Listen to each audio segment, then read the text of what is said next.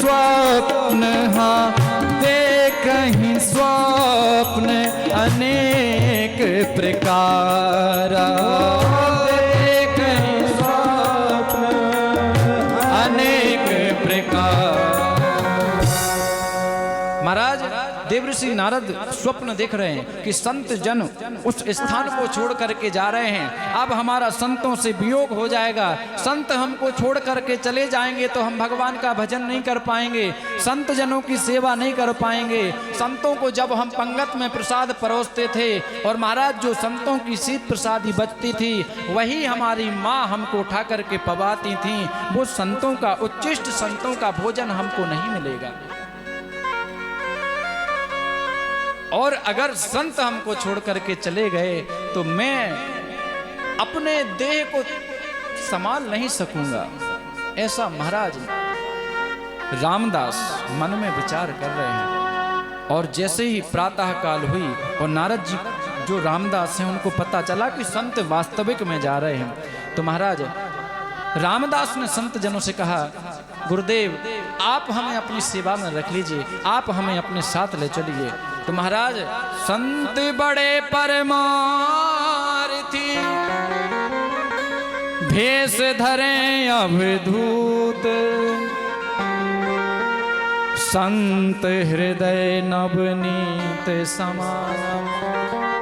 संत तो उदार होते हैं, संत तो दया करते हैं, संत तो करुणा करते हैं। संत तो जिस प्रकार से जब एक गाय अपने बछड़े को जन्म देती है और वो बछड़ा मल में लिप्त रहता है, सना हुआ रहता है, और उस गाय के मन में ये भाव नहीं रहता है कि हमारा ये बछड़ा हमारा पुत्र मल मूत्र में सना हुआ है। महाराज वो गाय अपने पुत्र को, अपने बछड़े को जिस प्रकार से वात्सल्य करती है और अपनी जीभ से चाट चाट करके उसको निर्मल कर देती है, और जब वो गाय अपने बछड़े को चाट करके निर्मल करती है तब जाकर के वो बछड़ा खड़ा हो जाता है।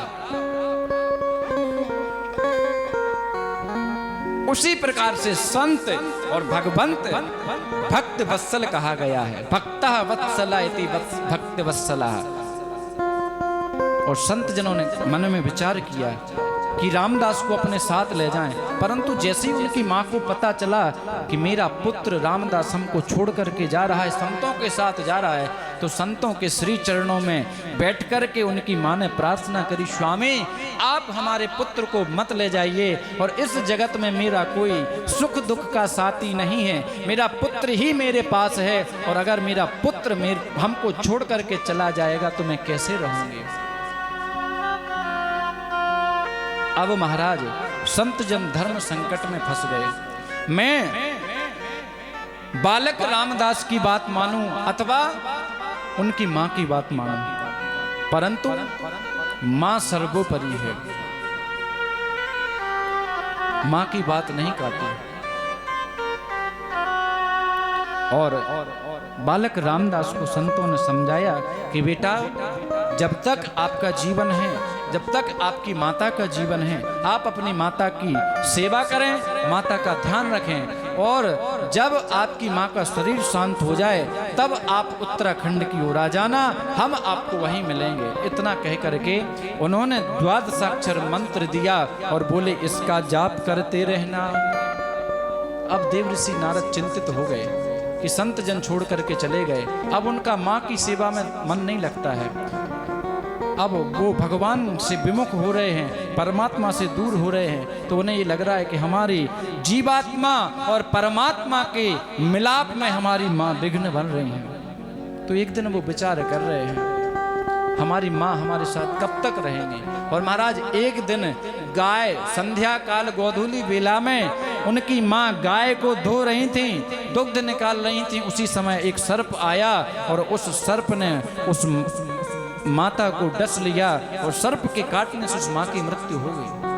और जैसे ही देवऋषि नारद को पता चला, जो बालक रामदास हैं, और जाकर के वो रोने लगे। भैया जिसके पास माता पिता नहीं है उसका इस जगत में कोई नहीं है।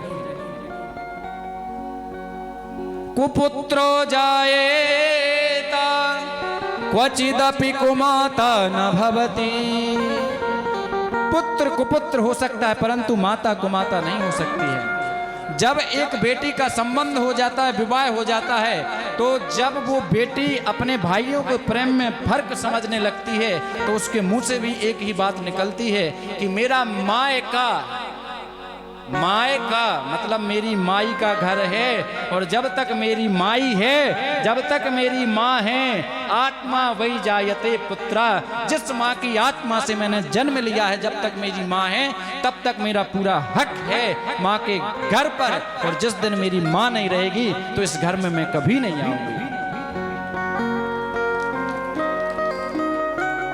और भैया, जिसके पास माता पिता नहीं है, उसका इस जगत में, इस संसार में कोई नहीं है। सगा भाई भी कह देता है, संबंध हमारा और तुम्हारा, रिश्ता भाई भाई का और हिसाब पाई पाई का। कहते हैं भैया, आंख में आंसू लाया मत करो, अपना दर्द हर किसी को बताया मत करो। लोग मुट्ठी में नवक लिए घूमते फिरते हैं, अपना घाव हर किसी को दिखाया मत करो।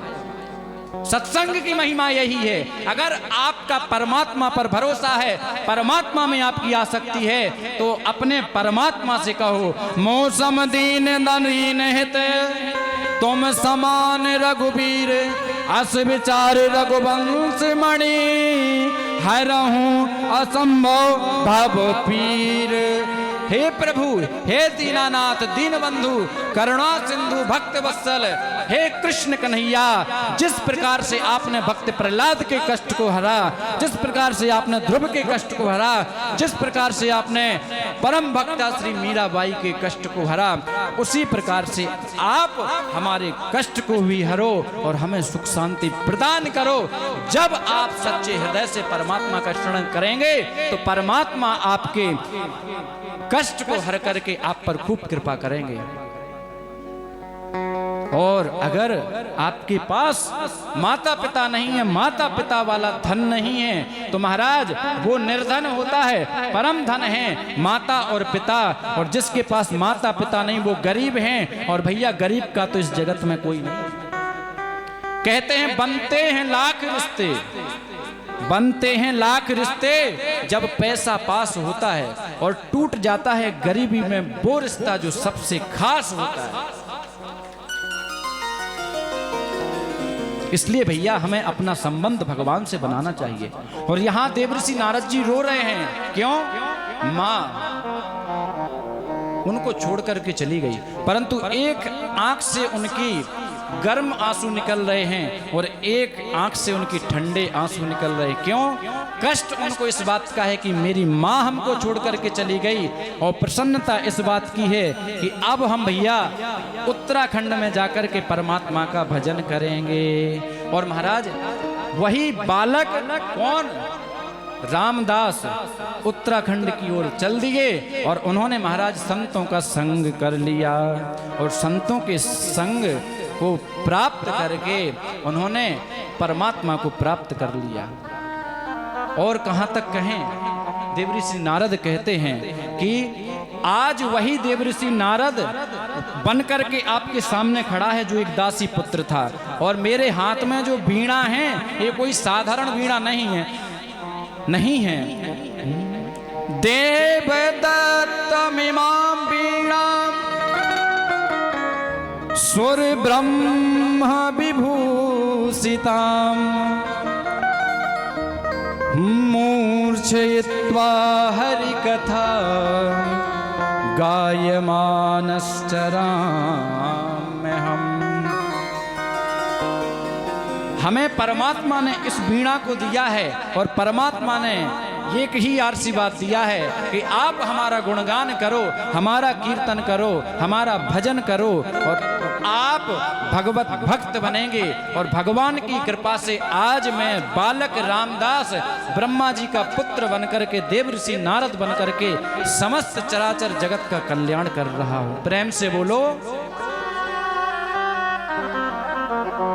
तो महाराज, जब ऐसे उन्होंने कहा, तो श्री वेदव्यास जी प्रसन्न हो गए, और प्रसन्न होकर के जो भगवान श्री नारायण ने ब्रह्मा जी को चतुर्श्लोकी भागवत प्रदान करी और ब्रह्मा जी ने अपने पुत्र देवर्षि नारद जी को और नारद जी ने श्री द्वैपायन व्यास जी को यही भागवत प्रदान करी। और वेद व्यास जी ने 4 श्लोकों में जो भागवत ग्रहण करी, उन्होंने उस भागवत के 4 श्लोकों से 18,000 श्लोकों की महिमा का वर्णन कर दिया। प्रेम से बोलो।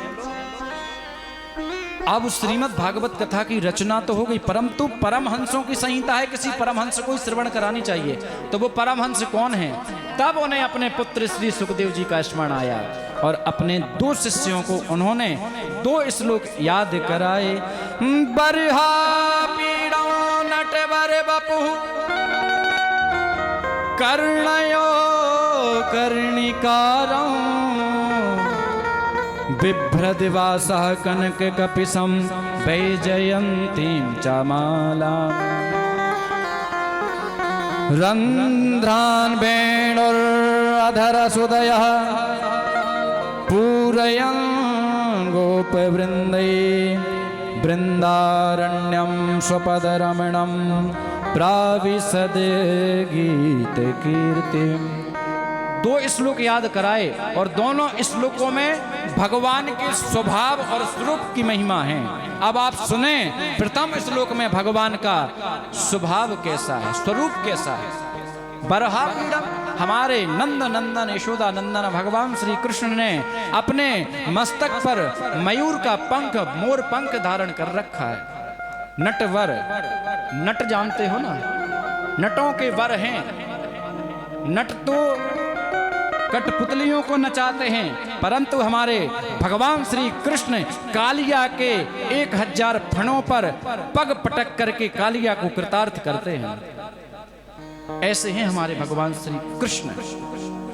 नटवर, नटों में वर श्रेष्ठ हैं भगवान श्री कृष्ण। कर्णयो कर्णिकारम, भगवान ने कनेर का पुष्प धारण कर रखा। वैजयंतीं च मालाम, वैजंती की माला धारण कर रखी है। और महाराज रंध्रान वेणुर अधर सुधया, भगवान ने अपने अधरों पर वेणु को धारण कर रखा है। और भगवान अपनी वाणी से, अपने होंठों से वेणु की चरण सेवा कर रहे हैं और अपनी श्वास से वेणु को वादन कर रहे हैं। ऐसे भगवान का मोहिनी मंडल है, भगवान का मोहिनी स्वरूप है। वृंदारण्यम स्वपद रमणम, भगवान श्री वृंदावन की पावन भूमि में गौ माता का गौचारण कर रहे हैं और हमारे नंद नंदन यशोदा नंदन वृंदावन की पावन ब्रज मंडल की भूमि में रमण कर रहे हैं। ऐसे जब सुना तो सुखदेव जी की समाधि खुल गई, परंतु सुखदेव जी ने सोचा कि ये तो मोहने वाले हैं, छलिया हैं, इनके तो रूप की महिमा है। रूप पर कभी भी किसी के आकर्षित नहीं होना चाहिए। भगवान ये कह रहे हैं, कभी भी किसी के रूप पर आकर्षित नहीं होना चाहिए। अरे भैया, ये पंच तत्व का अधम शरीर है। आज युवा हैं तो कल वृद्ध अवस्था को प्राप्त होंगे और आज जो चमक रहे हैं ये कल लटकेंगे। तो कभी भी काया पर नहीं जानी चाहिए। काया ही भगवान की माया है। काया और माया से हम जब मुक्त हो जाएंगे तब हमारे मायापति माधव हमको अपना लेंगे। प्रेम से बोलो। तो श्री सुखदेव जी पुनः समाधि में बैठ गए, परंतु अब भगवान के स्वभाव का वर्णन कर रहे हैं शिष्य। क्या? अहो बकीयम स्तन कालकूटम जिघांसयाप ययदप्य साध्वी लेभे गतिम धातृचितां ततोन्यम कंबा दयालु शरणो व्रजेमा। सुने, अहो बकी, कौन? पूतना पूतना को मारने के लिए अपने स्तनों में कालकूट नाम का जहर लगा करके आई थी, परंतु भगवान ने पूतना मौसी के स्तनों में जो कालकूट नाम का जहर लगा था वो भोले बाबा से प्रार्थना करी और भोले बाबा ने वो कालकूट नाम का विष पान किया और महाराज भगवान श्री कृष्ण ने पूतना मौसी के स्तनों का दुग्ध पान किया और पूतना आई थी भगवान को मारने, परंतु परमात्मा ने उस स्वभाव को नहीं देखा है, परमात्मा ने उनके कर्म को देखा है। एक बालक को एक माँ ही अपना स्तन पान कराती है, दुग्ध पान कराती है, और महाराज भगवान श्री कृष्ण ने भी यही भाव रखा कि पूतना मौसी, मौसी मतलब मासी, माँ का काम किया है तो क्या लेभे गतिम धातृचिताम ततुन्यम। जो महाराज भगवान श्री कृष्ण को अपनी जन्मदात्री माँ श्री देवकी और पालन पोषण करने वाली माँ यशोदा को बैकुंठ में गति देनी चाहिए, उस स्थान पर भगवान ने हमारे पूतना मौसी को बैठा दिया। प्रेम से बोलो, ऐसा है हमारे भगवान का स्वभाव। न जाने कौन से गुण पर दया निधि रीझ जाते हैं, यही हरि भक्त कहते हैं, यही सदग्रंथ गाते हैं।